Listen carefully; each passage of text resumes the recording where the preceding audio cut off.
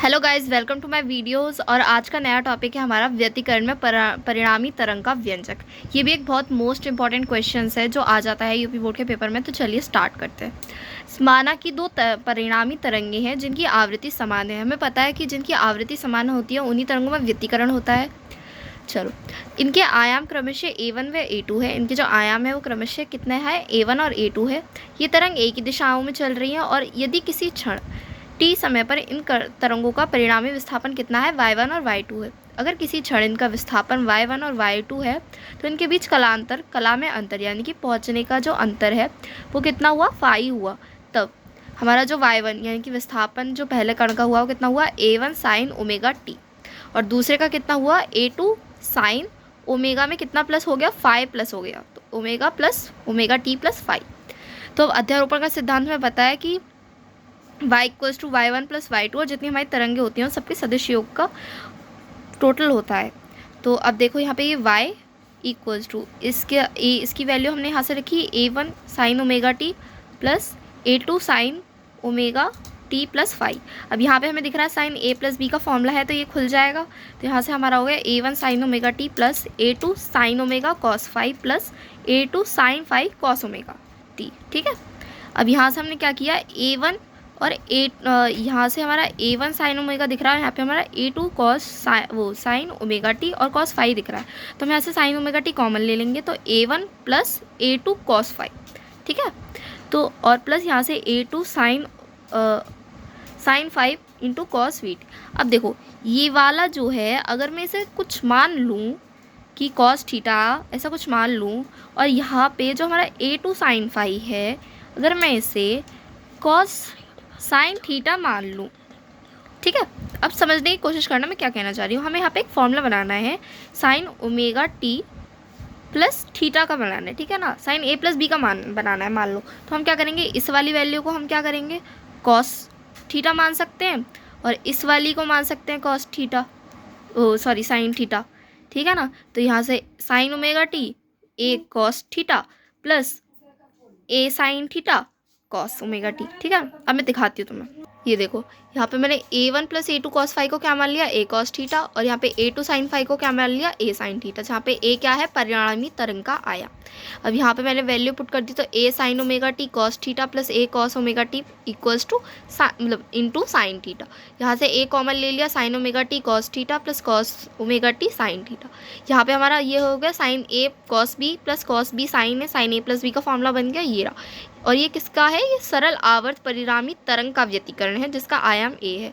अभी हमारा परिणामी तरंग के लिए व्यतिकरण का फॉर्मूला नहीं निकला है, ये हमारा अभी सरल आवर्त में परिणामी तरंग का समीकरण निकला है। ठीक है।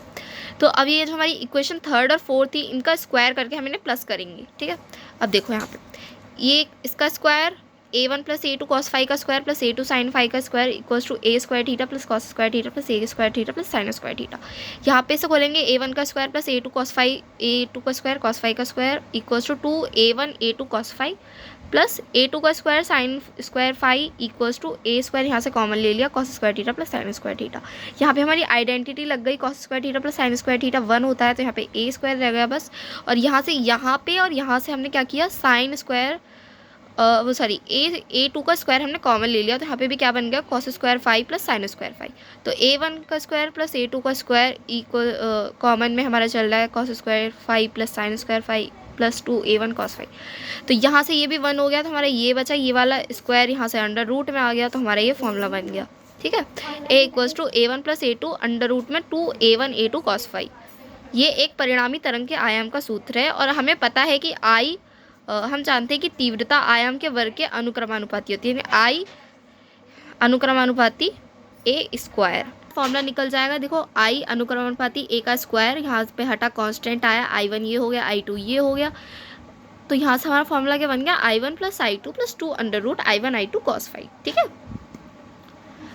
अब हम संपोषी व्यतिकरण के लिए निकालेंगे। संपोषी व्यतिकरण के लिए किसी बिंदु की तीव्रता, संपोषी व्यतिकरण कब होता है, जब किसी बिंदु पर तीव्रता का मान अधिकतम हो। और कॉस फाई में अधिकतम मान क्या होता है, हमें पता है -1 से 1 होता है जो कॉस का ग्राफ होता है। तो -1 से 1 तो सबसे हाईएस्ट वैल्यू क्या हुई, 1। और 1 कब आएगा, जब हम फाई यानी कि कलांतर के फॉर्मूले 2m पाई के फॉर्मूले में हम 1 बराबर 0 रखते हैं तो 0 आएगा। कॉस 0 की वैल्यू कितनी होती है 1। फिर 1 रख के देखते हैं 2 पाई आ गया। 2 पाई पे हमारी जो वैल्यू होती है वो भी 1 होती है 360 पे। ऐसे हम रखते जाएंगे तो वैल्यू 1 आती जाएगी। और पथांतर होता है हमारा m लैम्डा। ठीक है, यहाँ पे आई मैक्स निकाले हम यानी कि आई अधिकतम। तो I1 plus I2 plus 2i under root में 2I1 I2। तो यहाँ पे जब हम वैल्यू तो ये किसका फॉर्मूला बन गया हमारा, जब यहाँ पे कॉस फाई की जब हमने 1 रख दिया तो ये किसका फॉर्मूला बन गया under root I1 plus I2 का होल स्क्वायर। हमारी क्या हो गई मैक्सिमम। अब हम जब ये मिनिमम हमने किसके लिए निकाली है, विनाशी व्यतिकरण के लिए। ये भी मैं अभी बताती हूँ आपको हमने कैसे निकालने के लिए माइनस आ जाता है क्योंकि हम -1 वाली वैल्यू रखते हैं। ठीक है, तो यहाँ पे हमारा जो परिणामी तीव्रताओं का अनुपात कितना होता है under root I1 plus I2 का whole square plus under root I1 minus I2। ये माइनस नहीं होता, मतलब कि जो बड़ा होगा उसमें से माइनस हो जाएगा कि लगभग बराबर टाइप्स। ठीक है, और फिर यहाँ पे अंडर रूट I1 हमारे किसके बराबर होता है ए से, तो वहाँ पे हमने ए के लिए भी निकाल लिया फॉर्मूला। ठीक है, अगर आपको हमारी वीडियो अच्छी लगी तो प्लीज़ लाइक कीजिएगा, सब्सक्राइब कीजिएगा। Thank you so much for watching my video.